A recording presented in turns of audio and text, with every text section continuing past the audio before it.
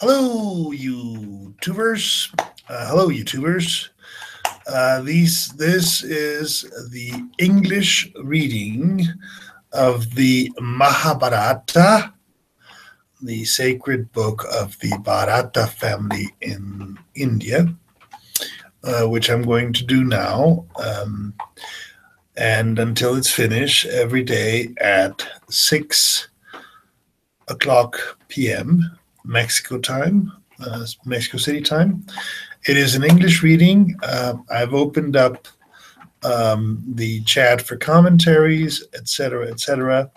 But I probably will not be answering the commentaries because it is a live reading, and therefore I want to focus on the text and not so much on the people that are showing up. However, I may say hi to each one of you that signs in.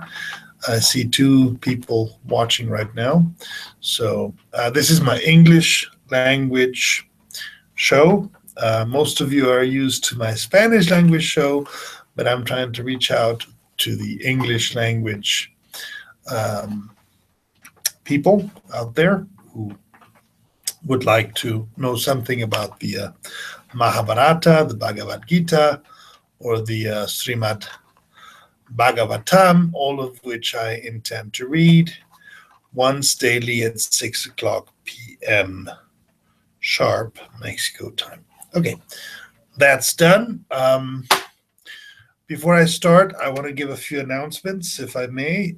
First of all, I will be having an ayahuasca ceremonies from the 1st to the 12th of October of this year with the master shaman Josue Perez Rios, who will be coming from Peru here to Valle de Bravo to show us how it's done, how the ayahuasca ceremonies are done for real. And I hope you enjoy that. I hope you can. I'm going to try to put those ceremonies on live YouTube as well. I think it would be interesting to see how it's done, at least on the after before. But we'll see about that. I haven't gotten all the permissions from the people that will do it. But in anyways, if you want to participate in these ceremonies, you may do so by calling me here at home at 726-266-2919 in Mexico. And I will be glad to try to organize for you to be part of the ceremonies. And it'll be very transcendent. It'll be a very transcendent event. So I strongly recommend it. That's one. Second, if you haven't already, I urge you to look for my name, Robin Kasmarczyk, in Amazon and purchase, or at least look at, some of my titles on Kindle Scout and on Amazon Prime. If I can get it open here. I may need a knife. You'll get a knife. I got it. Okay. I'll show you some of the titles. Some are in English, some are in Spanish. We are bilingual here, so hang with me. Well, the one I have here available right now is two screenplays by Robin Kasmarczyk. Prahlad is the story of Abdu, a young Arab American who discovers that his father is being used by a terrorist group to finance their activities in Los Angeles. Abdu finds refuge in an old Hindu text about a young boy whose father is a terrible demon. Guitar there's two stories in this book. Second story, Paganini's Guitar, is the story of Dolores, an African-American teen whose father is obsessed with making her the greatest guitar player in the world. In order to do this, he tries to find the fabled and cursed guitar owned by Paganini, which is rumored to give anyone who plays it magical powers. Two screenplays by Robin Kasmarczyk is available through Amazon. I don't know the price. I just know that I worked on those two for a while, and I think they're good stories. I hope you like them. If you read them, I don't know how many people have read them, but if you read them and you like them, let me know. I always appreciate comments and commentaries and all that type of stuff. Let's take some of the other titles. Okay. Oh man.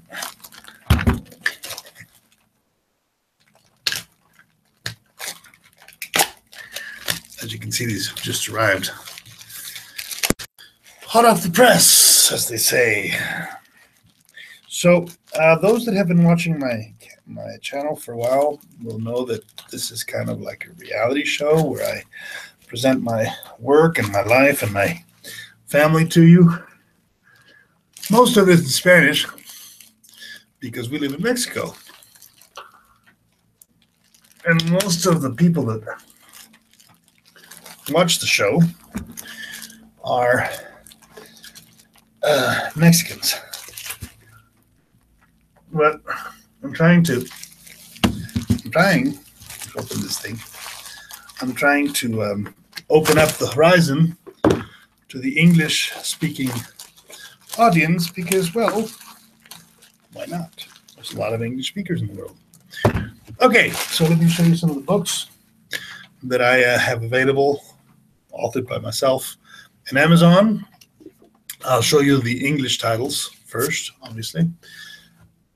Robin Kazmarchik's Tarot, which is my guide, short guide, by the way, on how to read the tarot. The Adventures of Agua, the Lizard Man. This is my magnum opus. This is my novel based on 10 years of playing Dungeons and Dragons with my niece and my nephew here in Mexico. And we took all the adventures, all the characters, all these situations, and they became this here novel. The Lollipop City Stories, which is the continuation of that novel, of the Adventures of Agua the Lizard Man. And these are short stories that I actually wrote after the games that involve the characters, most of them. Some of them are pretty way out. They're fun. And, well, those are my 3 English language titles. If you are Spanish speakers, we have Los Pontificados del Pulpo, 1216, Los Pontificados del Pulpo, 2015, and Los Pontificados del Pulpo 2014, which is the compilation of the articles that I wrote for El Nativo de Tejupilco during those years. And hopefully we'll be able to keep those going. And obviously I have a translation, Spanish translation. Actually, not a translation. This is the original text in Spanish of The Adventures of Agua the Lizard Man. In Spanish, Las Aventuras de Agua, Hombre Lagarto, which, this is really what I'm all about. If you want to get to know me, get this book. Actually, get this book because you're English speakers. Get this book and you'll get to understand a little bit more of my crazy mind if you're interested in knowing my crazy mind. With all that said, let's start what we propose to do, which is to read from the Mahabharata in English. And let's take a look at the copy that I have over here. We're going to read for approximately 1 hour. Let's see, it's 6:15. We're going to read for 45 minutes, after which I will close up and answer any questions or comments that may have been made during this live transmission. I see that there's only 2 of you guys out there, so I imagine I don't have a lot of English speakers yet, but hopefully there'll be some interest in the Mahabharata, and we will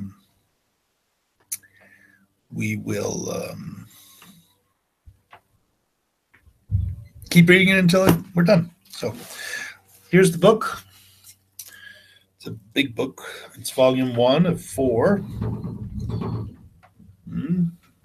Volume 1 of 4. It says here the Mahabharata, translated into English prose from the original Sanskrit text, Kishari Mohan Ganguly.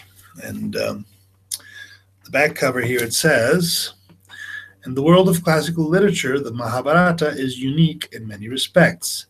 It is an epic, it is the greatest, 7 times as great as the Iliad and the Odyssey combined, and the grandest, animating the heart of the India over 2,000 years past and destined to lead humanity for thousands of years in the future. It is the mightiest single endeavor of literary creation of any culture in human history. The effort to conceive the mind that conceived it itself, a liberal education, and a walk through its table of contents is more than Sabbath's day journey. From the there's the price tag here. Covers something up from the set of for the set of 4 volumes. 4 volumes. Well, I don't really know who this guy Kishari Mohan Ganguly is, but let's start, shall we? The Mahabharata. The Mahabharata of Krishna Dvaipayana Vyasa, translated into English prose from the original Sanskrit text by Kishari Mohan Ganguly, Volume 1, Adi Parva, Savaparva Vana Parva. Mushiran Manoharal, Publishers PVT Ltd. Contents: Publishers Preface, Translators Preface, Translators Postscript. Adipava, Section 1, Introductory, Section 2. Parva Sangara, Section 3. Pushya Parva, Section 4 through 12. Pauloma Parva, Section 13 through 50, no, through L is L, B, 1, 2, 3 is through 13 through 18. No, L is not 18, it's 58. 13 through 58. Sorry, guys, I'm not too keen on the Roman numerals. Astika Parva, section 59 through 64. Adivansvatarama Parva, section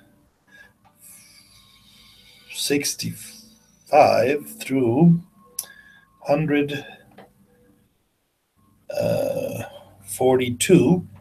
Sambhava Parva, section 143 through 153.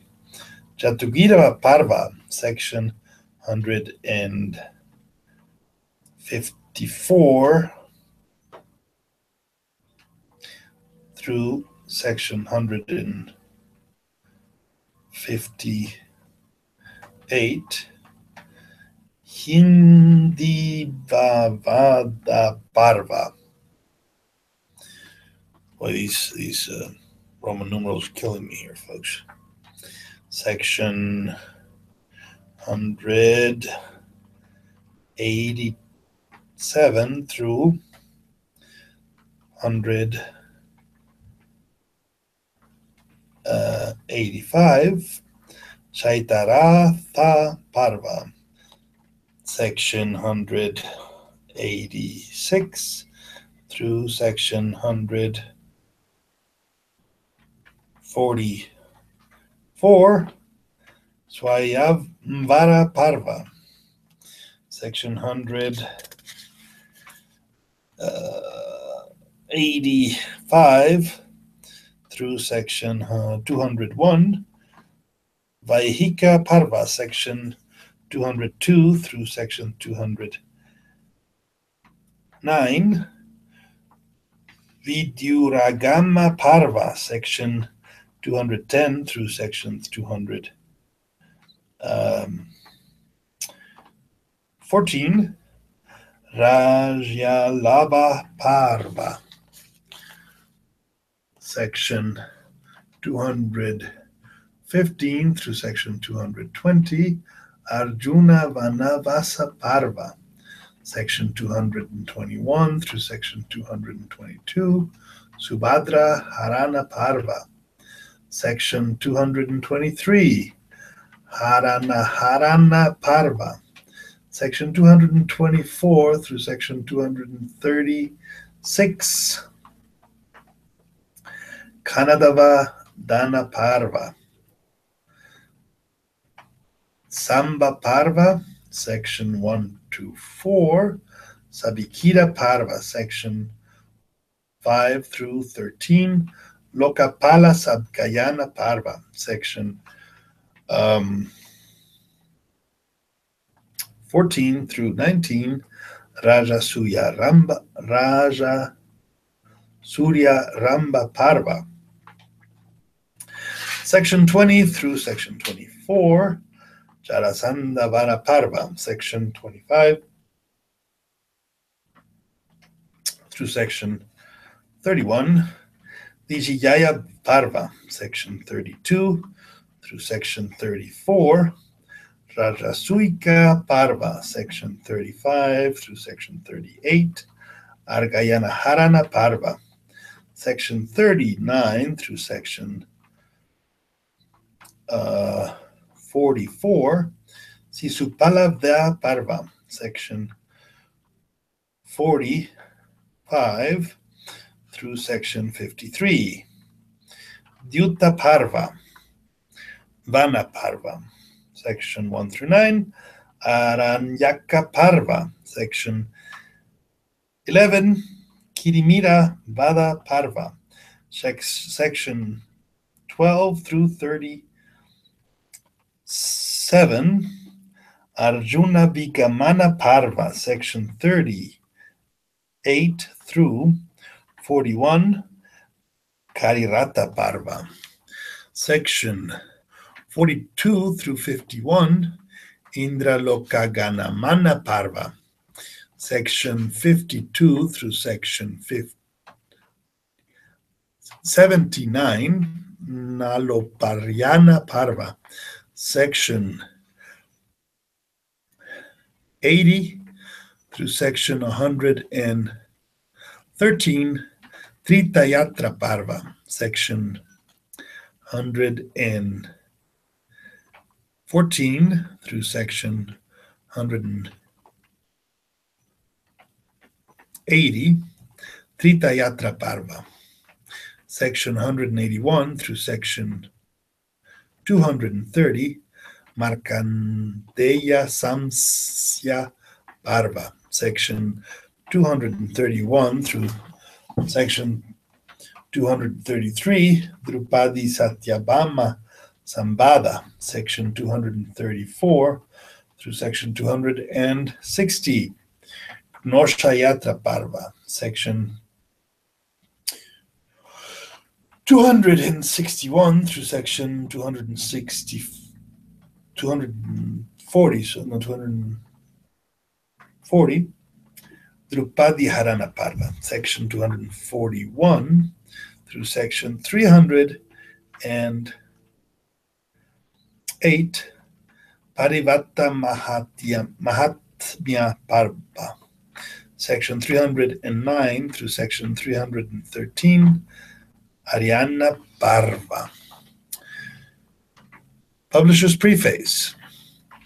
In the world of classical literature, the Mahabharata is unique in many respects.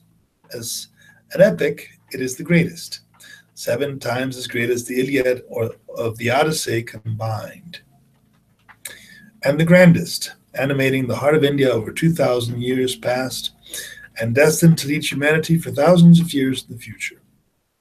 It is the mightiest single endeavor of literary creation of any culture in human history. The effort to conceive the mind that conceived it is itself a liberal education, and a walk through its table of contents is more than a Sabbath day journey.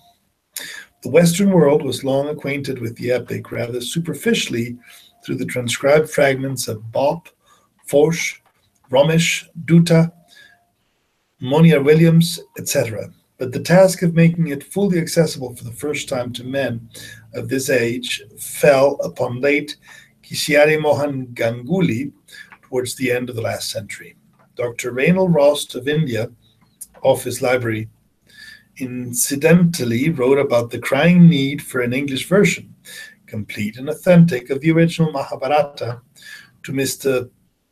Paratap Chandra Roy, a leading bookseller and publisher of Calcutta in those days, renowned for publishing ancient Indian classics.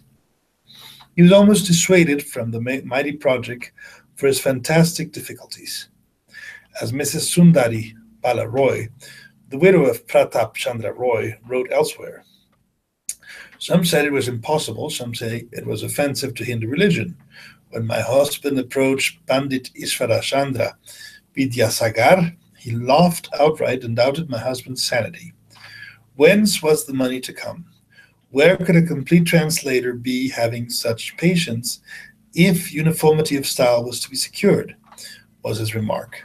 Now that the works have been completed, alas, where are both my husband and Vidyagasar today?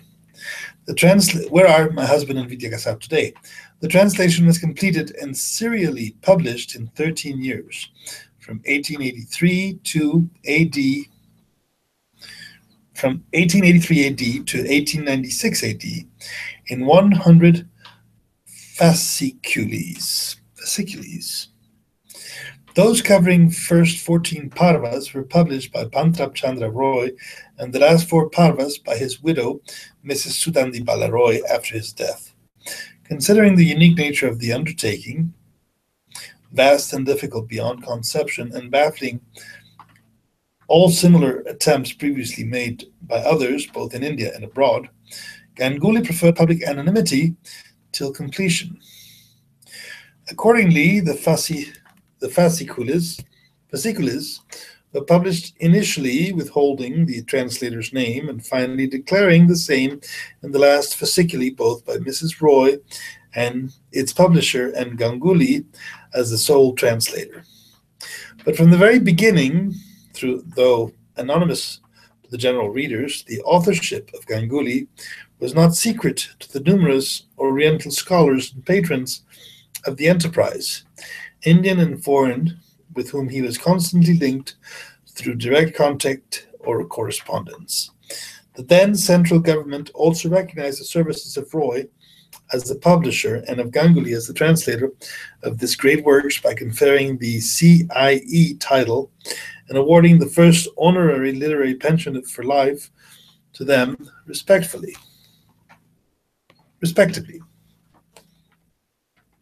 The original edition was out of print within the lifetime of Ganguly. First, Mr. Roy and then Mrs. Roy had already died without any issue, and Ganguly did not live too long to arrange for the publication of another edition. It now transpires that during the second decade of this century, a publishing concern of Calcutta printed and published, in the most irresponsible manner, a new edition ignoring the authorship of Ganguly and describing P.C. Roy as the translator with much distortions and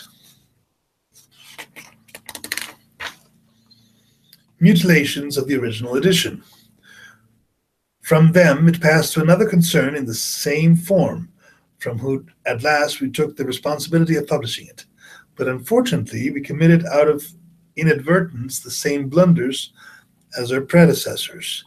Very recently, our attention was drawn by the translator's hair to the incongruities in our publication, and after going through the original edition in the National Library, Calcutta, and having been convinced that gross injustice was being done to the honor of the noble soul of the departed author, we promptly arranged to publish anew with true authorship and necessary rectifications this world-famous works in its original form. Now, 23 years after publishing the hardback edition, in order to bring the work With easy reach for all, the price of the present paperback edition has been made as low as possible. In view of the prohibitive piece of paper, it is our firm belief that the unstinted support of the reading public will surely carry us successful to this onerous task. Munshiham Manohara Hal Publishes Ltd., New Delhi, 26th of January, 1993.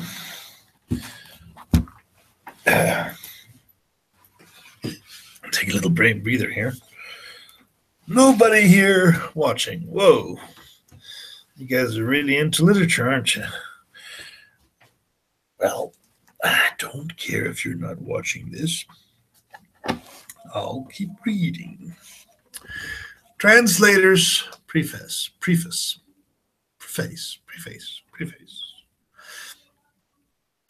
The object of a translator should ever be to hold the mirror upon his author. That being so, his chief duty is to represent, so far as practicable, the manner in which his author's ideas have been expressed, retaining, if possible, all the sacrifice of idiom and taste, all the peculiarities of the author's imagery and the language as well. In regard to translations from the Sanskrit, nothing is easier than to dish up Hindu ideas, so to make them agreeable to English taste. But the endeavor of the present translator has been to give it in the following pages a literal rendering as possible of the great work of Vyasa. To the purely English reader, there is much in the following pages that will strike as ridiculous. Those unacquainted with any language but their own are generally very exclusive in matters of taste. Having no knowledge of models other than what they meet with in their own tongue, the standard they have formed of purity and taste in composition must necessarily be a narrow one. The translator, however, would ill discharge his duty if, for the sake of avoiding ridicule, he sacrificed fidelity to the original. He must represent his author as he is, not as he should be pleased the narrow taste of those entirely unacquainted with him. Mr. Pickford, in the preface of his English translation of the Mahabharata Charita, ably defends a close adherence to the original, even at the sacrifice of idiom and taste, against the claims of what has been called free translation, which means dressing the author in an outlandish garb to please those to whom he is introduced. In the preface to his classical translation of Bharatihari's Niti Satakam and Vadiyagaya Satakam, Mr. C.H. Tony says, "I'm sensible that in the present attempt I have retained much local coloring. For instance, the ideas of worshipping the feet of a god of great men, though it frequently occurs in Indian literature, will undoubtedly move the laughter of Englishmen unacquainted with Sanskrit, especially if they happen to belong to that class of readers who revel their attention on the accidental and remain blind to the essential. But a certain measure of fidelity to the original, even at the risk of making oneself ridiculous, is better than the studied dishonesty which characterizes so many translations of Oriental poets." We fully subscribe to the above, although it must be observed the censure conveyed to the class of translators last indicated is rather undeserved, these being nothing like the sustained dishonesty in their efforts, which proceed only from a mistaken view of their duties, and as such betray only an error in the head, but not in the heart. One Spectator. Hi there, Spectator. Translator's postscript. More than 12 years ago, when Babu Pratapa Chandra Roy with Babu Durga Chandram Banjari went to my retreat at Sibapore for engaging me to translate the Mahabharata into English, I was amazed with the grandeur of the scheme. My first question to him was, whence was the money to come, supposing my competence for the task? Pratapa then unfolded to me the details of his plan, the hopes he could legitimately cherish of assistance from different quarters. He was full of enthusiasm. He showed me Dr. Roost's letter, which he said had just suggested to him the undertaking. I had known Babu Durgacharan for many years, and I had the highest opinion of his scholarship and practical good sense. When he warmly took Pratapa's side for convincing me of the practicability of the scheme, I listened to him patiently. The two were for completing all arrangements with me the very day. To this I did not agree. I took a week's time to consider. I consulted some of my literary friends, foremost among which was the late lamented Dr. Sambhu C. Mukherjee. The latter, I found, had been waited upon by Pratapa. Dr. Mukherjee spoke to me of Pratapa as a man of indomitable energy and perseverance. The result of my conference with Dr. Mukherjee was that I wrote to Pratapa asking to see him ask him to see me again. In his second interview, estimates were drawn up and everything was arranged as far as my portion of the work was concerned. My friend left me with a specimen of translation which he had received from Professor Max Mueller. This I began to study carefully, comparing it sentence by sentence with the original. About its literal character there could be no doubt, but I had no flow and therefore could not be pursued with pleasure by the general reader. The translation had been executed 30 years ago by a young German friend of the great Pundit. I had to touch up every sentence. This I did without all the impairing faithfulness of the original. My first copy was sent to a number of eminent writers, European and native. All of them, I was glad to see, approved of the specimen, and then the task of translating the Mahabharata into English seriously began. Before, however, the first fasciculus could be issued, the question as to whether the authorship of the translation should be publicly owned arose. Babu Pratapa Chandra Roy was against anonymity. I was for it. The reasons I adduced were chiefly founded upon the impossibility of one person translating the whole of the gigantic work. Notwithstanding my resolve to discharge to the fullest extent the duty that I took up, I may not live to carry it out. It would take many years before the end could be reached. Other circumstances than death might arise in consequence of which my connection with the work might cease. It could not be desirable to issue successive fasciculus with the names of a succession of translators appearing on the title pages. These and other considerations convinced my friend that, after all, my view was correct. Accordingly, resolved to withhold the name of the translator. As a compromise, however, between the two views, it was resolved to issue the first fasciculus with two prefaces, one over the signature of the publisher and the other headed Translator's Preface. This, it was supposed, would effectually guard against misconceptions of every kind. No careful reader would then confound the publisher with the author. Although this plan was adopted yet before a fourth of the task had been accomplished, an influential Indian journal came down upon poor Pratapa Chandra Roy and accused him openly of being a party to a great literary imposture, viz. Of posing for the world as the translators of Vyasa's work, when in fact he was only the publisher.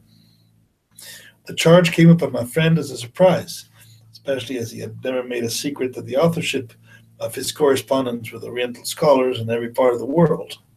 He promptly wrote to the journal in question, explaining the reasons there were for anonymity and pointing to the two prefaces with which the first fasciculus had been given to the world. The editor readily admitted this mistake and made a satisfactory apology. Now that the translation had been completed,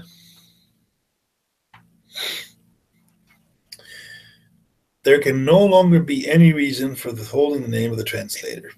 The entire translation is practically the work of one hand. In portions of the Adi and the Sabapavas, I was assisted by Babu Charan Mukherjee. About 4 forms of the Sabapava were done by Professor Krishna Kamal Bhattacharya, and about half a fasciculus during my illness was done by another hand. I should, however, state that before passing to the printer the copy received from these gentlemen, I carefully compared every sentence with the original, making such alterations as were needed for securing a uniformity of style with the rest of the work. I should here observe that in rendering the Mahabharata into English, I have derived very little aid from the 3 Bengali versions that are supposed to have been executed with care. Every one of these is full of inaccuracies and blunders of every description. The Santi, in particular, which is by far the most difficult of the 18 Parvas, has been made a mess by the pundits that attacked it. Hundreds of ridiculous blunders can be pointed out in both the Raja Dharma and the Mokshahadharma sections. Some of these I have pointed out in footnotes. I cannot lay claim to infallibility. There are verses in the Mahabharata that are exceedingly difficult to construe. I have derived much aid from the great commentator Nilakantha, and I know that Nilakantha's authority is not incapable of being challenged. But when it is remembered that the interpretations given by Nityananda came down to him from perceptions of olden days, one should think twice before rejecting Nilakantha's as a guide. But the readings I have adopted, I should say that in regards to the first half of the work, I have generally adhered to the Bengal texts. As regards the latter half, to the printed Bombay edition, sometimes individual sections as occurring in the corresponding ones in Bombay editions. In such cases, I have adhered to the Bengal text, convinced that the sequence of ideas have been better preserved in the Bengal editions than in the Bombay one. I should express by particular obligations to Pundit Ramnath Tarkanatha, the author of Vasudeva Vijayaram and other poems, Pundit Shyama Sharan Kaviranta, the learned editor of Kavi Prakasha, with the commentary of Professor Mahesh Chandra Nayaratna and Babu Agore Nath Banerjee, the manager of the Bharata Karyalaya.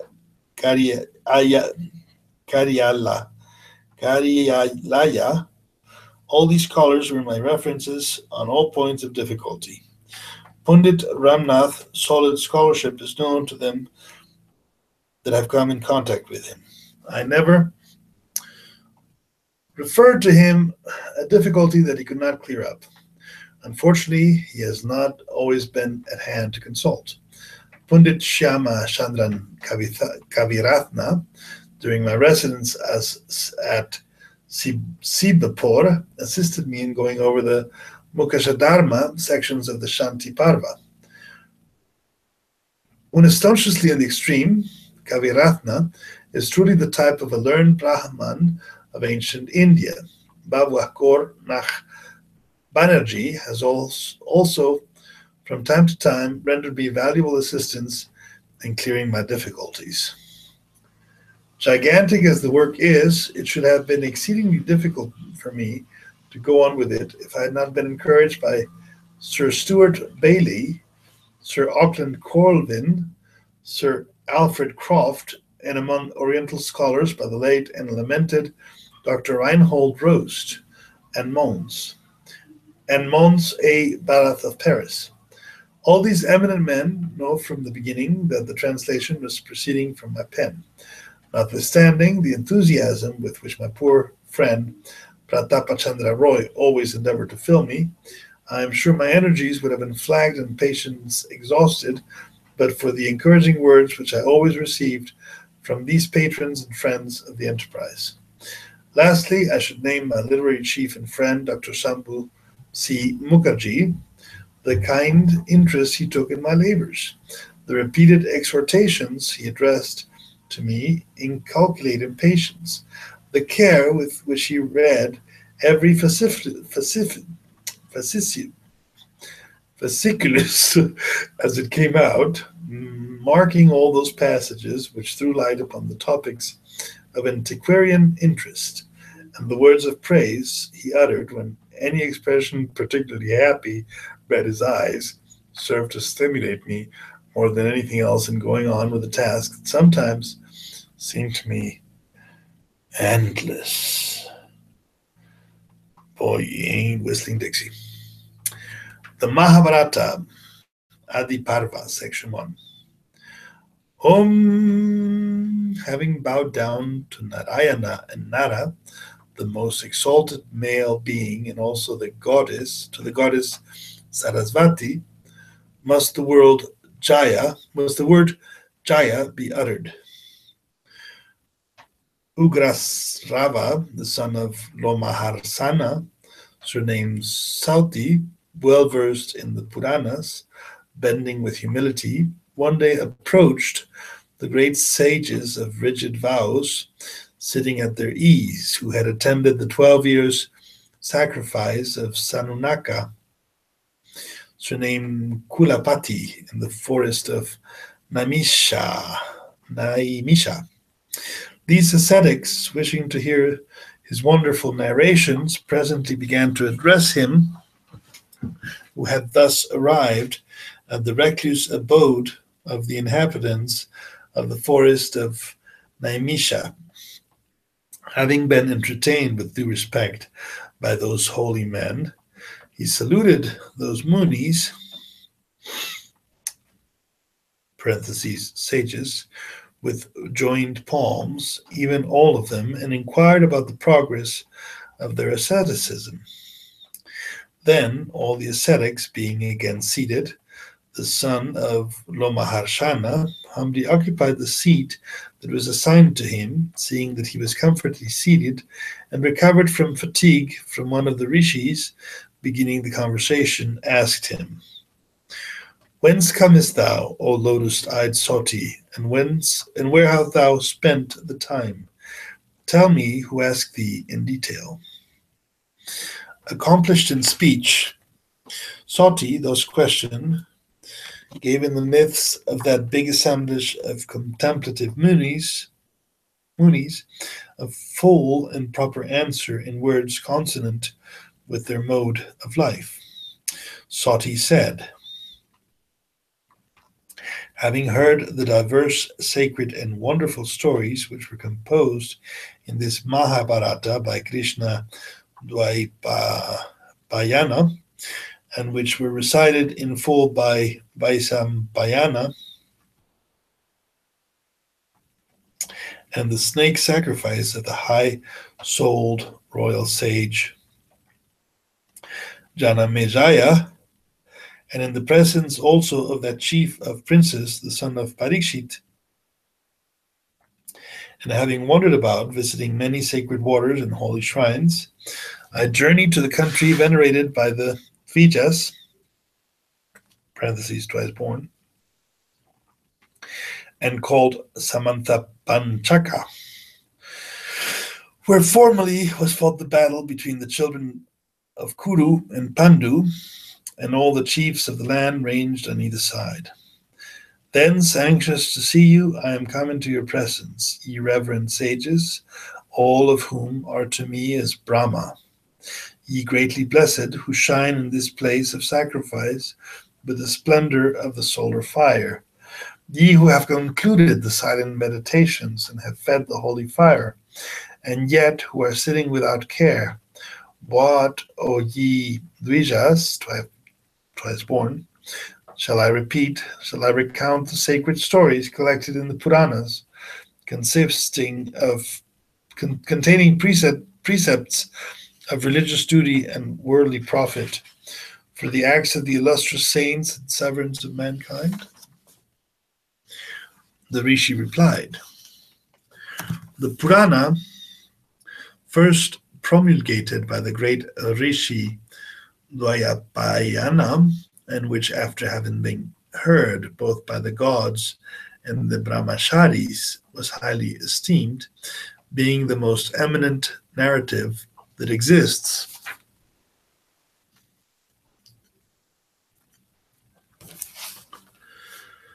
Diversified both in diction and division, possessing subtle meanings logically combined and gleaned from the Vedas, is a sacred work, composed in elegant language.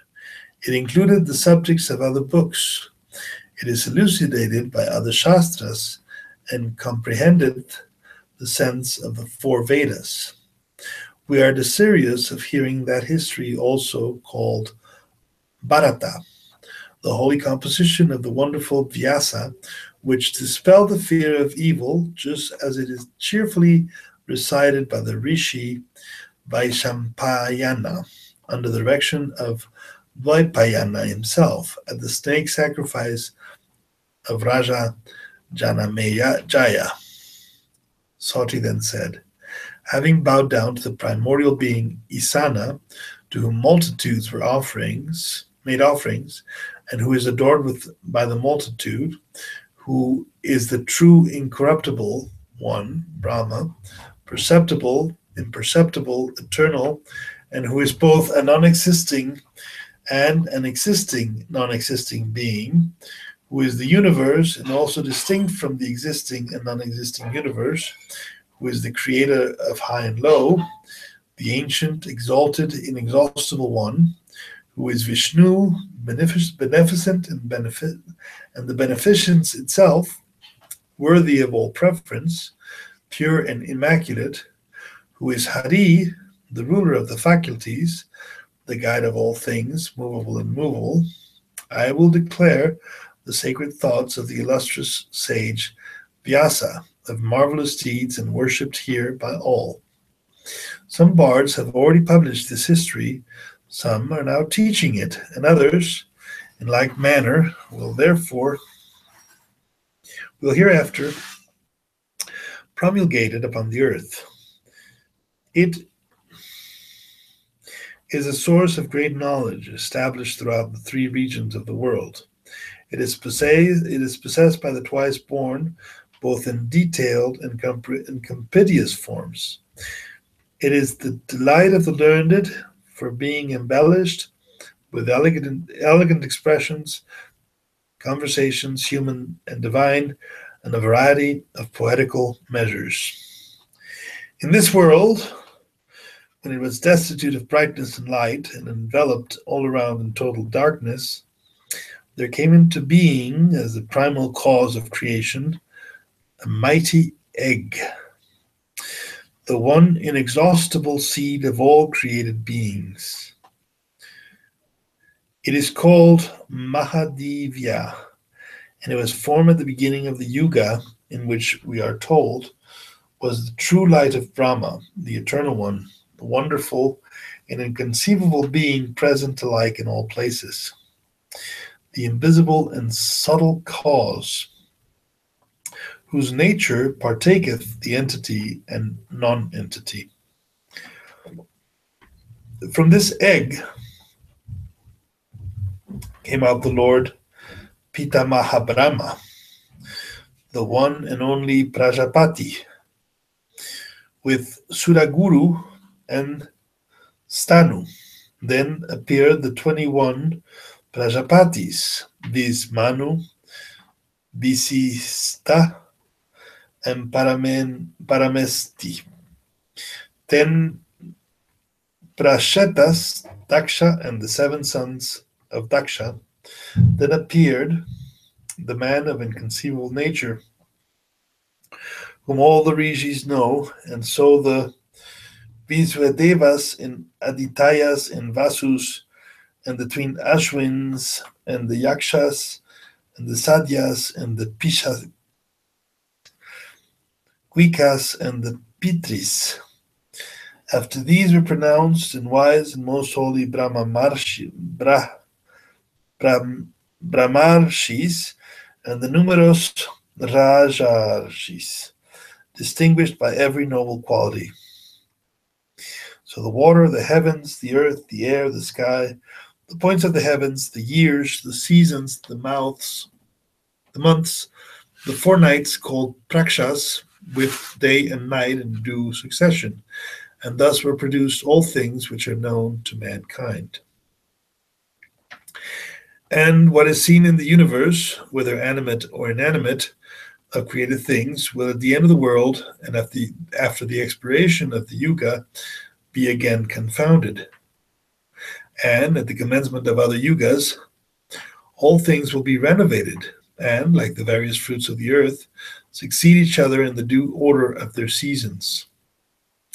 Thus continueth perpetually to resolve in the world, without beginning and without end, this wheel, which causeth the destruction of all things. The generation of Devas, in brief, was 33,333. The sons of Dev were Brihadvanu, Chaksuchus, Atma, Vidavasu, Savita, Rishika, Arka, Banu, Asavaha, and Ravi. Of these Vivasvans of old, Mahya was the youngest, whose son was Devavrata.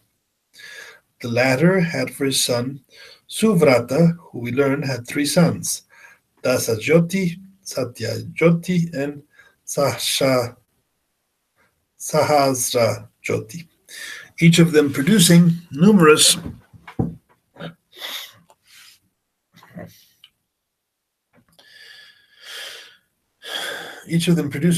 offspring. The illustrious Dasajoti had 10,000, Satyajoti 10 times that number, and Sahasrajoti 10 times that number.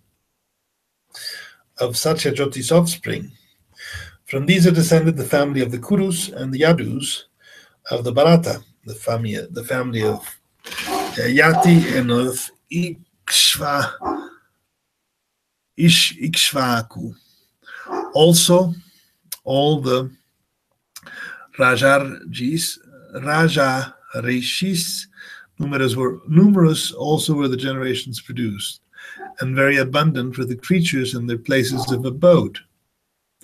The mystery, which is threefold, the Vedas, Yoga, and Vrajna Dharma, Artha and Kama, also various books upon the subject of Dharma, Artha and Kama, rules for the conduct of mankind, also histories and discoveries with various srutis, all of which having been seen by the Rishi Vyasa here and in due order mentioned as a specimen of the book.